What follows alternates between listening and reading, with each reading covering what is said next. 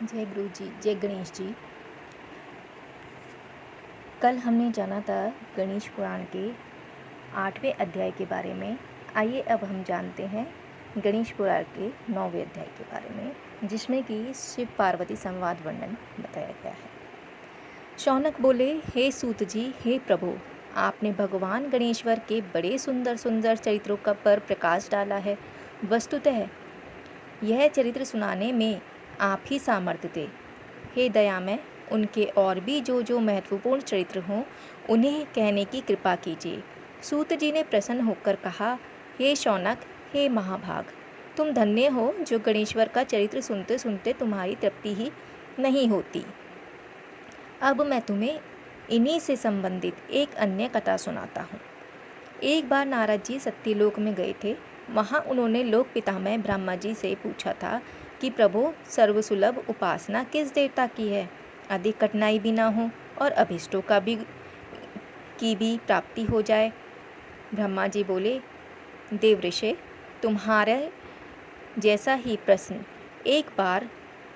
एक बार पार्वती जी ने भगवान शंकर से किया था। शिव जी बोले, श्री गणेश जी की उपासना ही सर्वसुलभ और समस्त अभिष्टों को देने वाली है। पार्वती जी को इतने उत्तर से संतोष नहीं हुआ, इसलिए उन्होंने पूछा, यह उपासना करके किस किस को सहज में ही अभिष्ट सिद्धि हो गई, सो बताइए नाथ।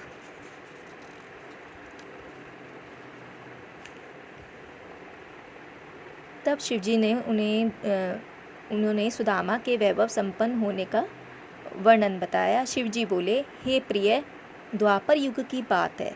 सुदामा नामक एक अत्यंत दरिद्र, सदाचारी एवं विद्वान ब्राह्मण थे। वे आर्थिक संकट में से बहुत ही दुखित रहते थे। एक दिन उनकी पत्नी ने उनसे निवेदन किया, प्राणनाथ, आप व्यर्थ ही इतना कष्ट क्यों उठा रहे हैं? भगवान त्रिलोकीनाथ आपके बाल मित्र हैं, आप उनके पास जाइए, वे प्रभु आपकी दरिद्रता अवश्य ही दूर कर देंगे। यद्यपि सुदामा अपने मित्र से कुछ मांगना नहीं चाहते थे, तथापि उन्हें पत्नी के अत्यधिक आग्रह के कारण जाना पड़ा।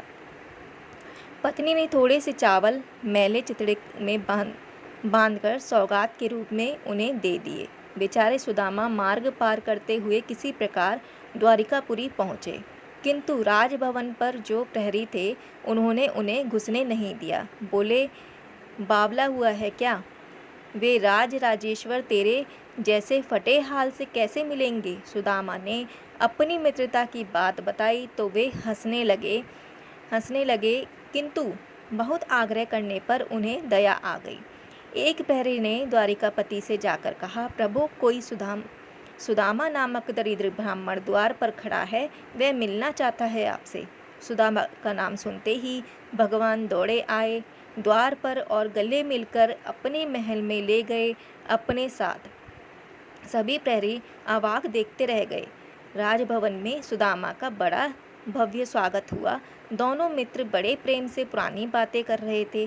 तभी कृष्ण ने सुदामा के साथ ही पोटली देख ली। सुदामा उसे छिपाने लगे तो भगवान ने उसे झपट कर खोला और कुछ चावल खाकर बोले, यह तो बड़े स्वादिष्ट है मित्र, ऐसे अमृतोपम पदार्थ को मुझसे छिपाते हो?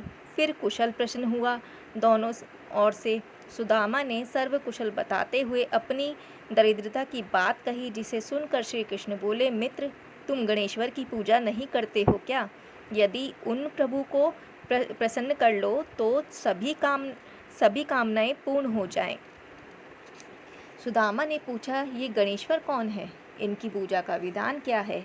भगवान बोले, गणेश्वर उस पार ब्रह्म परमात्मा का ही नाम है जो अनादि अनंत सर्वेश्वर एवं परम पूजनीय है। ब्रह्मा, विष्णु और शिव भी उन्हीं के अनुशासन में रहकर सृष्टि का सृजन, पालन और लय करते हैं। वे ही प्रभु एकमात्र उपासनीय एवं सर्व अभिष्ट दाता हैं। समस्त देवता, ऋषि, मुनि एवं वेदज्ञ ब्राह्मण उन्हीं गणेश जी की उपासना में सदैव लगे रहते हैं। तुम भी उन्हीं का पूजन और व्रत करो। सुदामा ने पूछा, गणेश जी का व्रत कब करना चाहिए? उनके ध्यान, पूजन, व्रतांत को कैसे किया जाता है, यह भी कहिए। कृष्ण बोले, हे विप्रवर, हे प्रिय सखे, तुम इनका व्रत किसी भी मास की चतुर्थी में कर सकते हो अथवा वैशाखी पूर्णिमा, कार्तिकी पूर्णिमा या अन्य किसी पुण्य अवसर पर करो। यदि मंगल, शुक्र या रविवार के दिन करो तो भी शुभ है। प्रातःकाल स्नादि से निवृत्त होकर व्रत का संकल्प लेना चाहिए। फिर तिल और आंवले के चूर्ण का उबटन लगाकर पुनः स्नान करें। एक स्नान प्रदोष काल में और भी कर लें तो अति उत्तम होगा। स्नान के पश्चात स्वास्ति वाचन, पुण्यावाचन एवं नवग्रहों का पूजन करें। धरती को गोबर से लीपकर चौक करें और चौकी रखकर उस पर कलश स्थापना करें। फिर गणेश जी की धातु की मृत्तिका की मूर्ति स्थापित कर षोडशोपचार से पूजन करें। भोग में उत्तम घृतादि के साथ निर्मित मोदक रखें। यदि यह संभव ना हो तो समस्त उपचार मानसिक भी हो सकते हैं। हे मित्र, भावना सर्वोपरि है, इसलिए पूजन में भक्ति भाव भी विशेष फलदायक होता है। यदि श्रद्धा हो तो पूजन कार्य संपन्न होने पर ब्राह्मणों को भोजन करावें और यथाशक्ति दक्षिणा दें। सबके अंत में अपने परिवार जनों एवं पत्नी पुत्र आदि के साथ बैठकर स्वयं भोजन करें।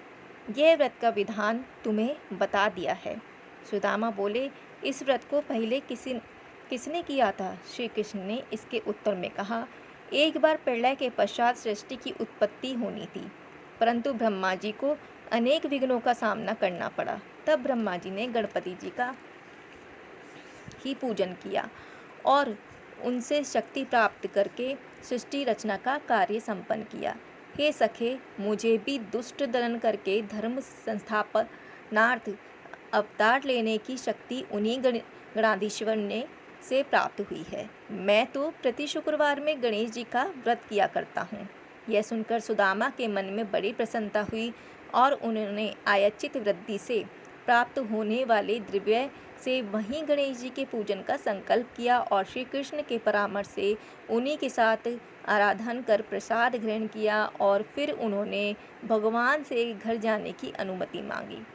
जब वह चले गए तब श्री कृष्ण उन्हें बहुत दूर तक पहुंचाने आए। फिर सुदामा के आग्रह से अपने भवन को लौटे। आइए अब जानेंगे व्यापारी के धन चोरी होने का वर्णन।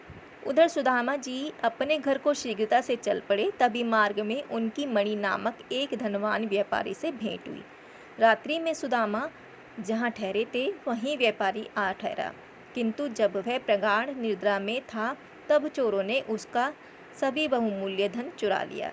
जब उसकी आँख खुली तब उसने वह संकल्प किया कि यदि गया हुआ धन न मिल जाए तो उसका आधा भाग ब्राह्मण को दान कर दूंगा। उसने ऐसा निश्चय किया ही था कि उसे एक संदूक कुछ ही दूर पड़ा दिखाई दिया। दौड़कर उसने संदूक उठाया तो वह बहुत सारे रत्नादि से भरा पाया। उसने प्रसन्न होकर संदूक का आधा धन सुदामा को दान कर दिया। सुदामा को उससे बड़ी प्रसन्नता हुई और उन्होंने यह धनिक व्यापारी को भी साथ लेकर भगवान गणाधीश का वहीं पूजन किया। सायंकाल में जब पूजन कार्य संपन्न हो गया तब सुदामा को भगवान गणेश्वर के साक्षात दर्शन हुए। सुदामा ने भक्तिपूर्वक उनके चरण पकड़ लिए और स्तवन करने लगे। उन्होंने प्रभु से निवेदन किया, हे दयानिधे, हे सत्य स्वरूप, हे परात्पर ब्रह्म, आप परम दयालु और भक्त वत्सल हैं। हे नाथ, आपकी महिमा अपरंपार है, जिसे ब्रह्मा, विष्णु और शिव भी नहीं जान पाते। तो मेरे जैसे सामान्य जीव का तो क्या कहना ही क्या है। हे प्रभु, आप सर्वशक्तिमान की स्तुति के लिए सार्थक शब्दों का भी तो मुझे ज्ञान नहीं है। हे दीनबंधु, मुझ पर दया कीजिए। आपको बारंबार नमस्कार है। श्री गणेश जी ने प्रसन्न होकर सुदामा के मस्तक पर अपना वरद हस्त फेरते हुए कहा, विप्रश्रेष्ठ, वर मांगो, मैं तुम पर बहुत प्रसन्न हूँ। सुदामा ने हाथ जोड़कर कहा, करुणा सिंधु, जब आप सर्व ऐश्वर्य में की मुझ पर पूर्ण कृपा है तो फिर क्या मांगूं। हे नाथ, यदि आप प्रसन्न हैं तो मुझे अपनी अनन्य दृढ़ भक्ति प्रदान कीजिए। बस यही मेरे लिए अत्यंत श्रेष्ठ वर होगा। गणेश्वर अवमस्तु कहकर अंतर्ध्यान हो गए। उस समय वह धनिक भी वहाँ उपस्थित था। उसने सुदामा से गणेश जी के पूजन और महामत्य संबंधी कुछ बातें पूछी। फिर उसने स्वयं भी श्री गणेश गजानन का व्रत करने का संकल्प किया। सुदामा पर भगवान गणाध्यक्ष की बड़ी महती कृपा हुई। सुदामा वहाँ से चलकर अपने घर पहुँचे तो यह देखकर अत्यंत विस्मय करने लगे कि वहाँ कहीं भी उनकी पर्णकुटी नहीं है, वरन एक अत्यंत वैभवशाली भवन खड़ा है जो वहाँ कभी नहीं था। सुदामा सोचने लगे कि यह क्या हुआ, क्या किसी ने मेरी कुटी तुड़वाकर अपना महल बनवा लिया, और यदि ऐसा है तो मेरी पत्नी कहाँ गई। सुदामा इस प्रकार चिंता में पड़े थे, तभी उनकी पत्नी ने भवन के भीतर से उन्हें देख लिया और सेवकों को उन्हें बुला लाने की आज्ञा दी। जब सुदामा भीतर गए तो उनकी पत्नी ने कहा, नाथ, रात में मैं अपनी पर्णकुटी में सोई थी और प्रातः आंख खुलने पर अपने को इस राजसी भवन में पाया। मुझे आश्चर्य है कि यह सब क्या हो गया। यह इतने दास दासी भी ना जाने कहाँ से आ गए। तब सुदामा ने भगवान गणेश जी के प्रसन्न होने का समस्त वृतांत अधोपांत सुना दिया। फिर तो वे प्रतिमास ही गणेश जी का पूजन करने लगे तथा यहाँ सर्व सुख भोग कर अंत में गणेश लोक को प्राप्त हुए। आइए अब जाने चोरों से वैश्य को धन की पुण्य प्राप्ति का कथन। शौनक बोले, हे प्रभु, यह तो आपने बड़ा सुंदर वृत्तांत सुनाया। अब यह बताने की कृपा करें कि उस वणिक व्यवसायी ने घर जाकर क्या किया तथा उसे जो रत्नों से भरा संदूक मिला था वह किसका था तथा सहसा कहाँ से आ गया। मेरी यह जिज्ञासा शांत करने की कृपा कीजिए। सूत जी ने कहा, हे शौनक, तुमने अच्छा प्रश्न किया है। उस धनिक को जो रत्नादि धनों से भरा हुआ संदूक मिला था वह भगवान विघ्नराज की कृपा की ही थी। उन्होंने सुदामा को धन प्राप्त कराने के लिए ही वह धन वहाँ सहसा उत्पन्न कर दिया था। अब वह वैश्य का वृतांत सुनो। वह कच्छभुज नामक नगर का निवासी था और व्यापार के उद्देश्य से परदेश में गया था। उसने अपने नगर में लौटकर भगवान विघ्नराज का पूजनोत्सव बड़े समारोह से किया, जिसमें नगर के प्रतिष्ठित व्यापारी, अधिकारी एवं उसके बहुत से बांधव आमंत्रित किए गए। अनेकों वैदिक ब्राह्मणों ने उस पूजन कर्म में योग दिया। उस धनिक ने ब्राह्मण भोजन कराकर प्रचुर धन दान दक्षिणा में दिया। वैश्य के एक परम मित्र थे राजा के प्रधान आमात्य चित्रबाहु। वे भी प्रसाद ग्रहणार्थ बुलाए गए थे। प्रसाद ग्रहण के बाद चित्रबाहु के द्वारा यात्रा के कुशलता से पूर्ण होने की बात पूछने पर उसने धन के चोरी जाने और प्रभु की कृपा से अन्य रत्न राशि प्राप्त होने की बात सुनाई। इसके पश्चात उत्सव का आयोजन संपन्न हुआ। एक दिन कुछ लोग चित्रबाहु के पास जाकर विक्रयार्थ रत्नादि दिखाने लगे, तो चित्रबाहु ने रत्नों के असली होने की परीक्षा के लिए अपने मित्र वैश्य को बुलाया। उसने रत्नों को देखकर पहचान लिया कि वे वही रत्न हैं जो मेरे पास से चोरी हो गए थे, और यह बात उसने सबके सामने चित्रबाहु से कह दी। तब चित्रबाहु ने रत्न लाने वालों से कहा, बताओ तुम्हें ये रत्न कहाँ से प्राप्त हुए। पहले तो उन्होंने कुछ उल्टी सीधी बातें सुनाई, किंतु जब उन्होंने चित्रबाहु के आदेश पर अपने को राजसैनिकों से घिरा पाया तो रोते हुए बोले, प्रधान जी, हमारा अपराध क्षमा कर दें, तो हम अभी सब बात बताते हैं। चित्रबाहु ने कहा कि सत्य कहोगे तो क्षमा कर दिए जाओगे। तब उन्होंने स्वीकार किया कि मार्ग में उस वैश्य से ही यह धन चुराया था। इसके पश्चात उन्होंने वह धन वैश्य को लौटा दिया। चित्रबाहु ने उन चोरों से कहा, देखो, यह भगवान गणेश्वर का ही प्रभाव है जो तुम लोग धन लेकर यहाँ खींचे चले आए हो। यदि सुख समृद्धि चाहते हो तो चोरी का धंधा छोड़कर अन्य कार्य में लगो और भगवान गणाध्यक्ष का व्रत पूजन आदि करो, तो तुम्हें सहज ही समस्त धन प्राप्त हो जाएंगे। यह सुनकर चोरों ने भविष्य में चोरी न करने की प्रतिज्ञा की और संकल्प किया, हम उन्हीं विनायक की आराधना करते हुए धर्मपूर्वक जीवन यापन करेंगे। इस प्रकार वे चोर सदाचारी बनकर भगवान गणेश्वर की आराधना करने लगे, जिससे उन्हें सर्व सुखों की प्राप्ति हुई। वह वैश्य भी चोरी का धन वापस लौट आने पर अत्यंत प्रसन्न हुआ और गणेश्वर की पूजा करने लगा। आइए जानते भगवान विनायक की कृपा चित्रबाहु पर कैसे हुई। सूत जी बोले, हे शौनक, चित्रबाहु ने गणेश व्रत का दृढ़ संकल्प किया, किंतु बाद में पुत्र प्राप्ति होने पर अपने संकल्प को भूल गया। इस कारण उस पर संकट के मेघ मंडराने लगे और एक दिन सहसा राजा ने किसी कारण कुपित होकर उसका सर्वस्व छीन लिया और देश निकाला दे दिया। इस कारण उनके पास जीवन यापन का कोई भी साधन नहीं रहा। जब भूखों मरने की नौबत आ गई तो नर्मदा के तट पर भीख मांगने लगा। तभी एक दिन उसने शुक्रदेव जी का आश्रम देखा तो भीतर जाकर महर्षि को प्रणाम कर बैठ गया। महर्षि ने पूछा, तुम कौन हो, कहाँ से आए हो, क्या प्रयोजन है तुम्हारा। यह सुनकर चित्रबाहु ने अपना समस्त वृतांत निवेदन किया और अपने संकट से मुक्त होने का उपाय पूछा। महर्षि ने कुछ देर ध्यान लगाने के बाद कहा, वत्स, तुमने पुत्र प्राप्ति के लिए भगवान विनायक के व्रत का संकल्प किया था, जिसे पुत्र उत्पन्न होने पर तुम भूल गए। इसी कारण तुम्हें यह घोर कष्ट भोगना पड़ रहा है।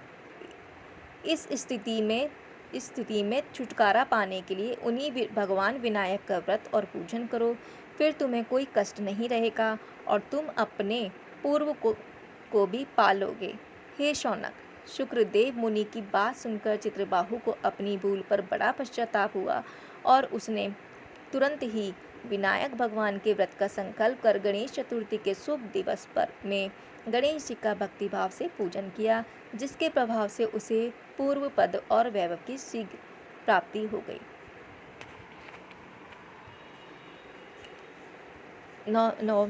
नौवां अध्याय अभी यहीं समाप्त होता है। कल फिर से आएंगे 10वें अध्याय के साथ। तब तक के लिए जय गणेश जी, जय गुरु जी।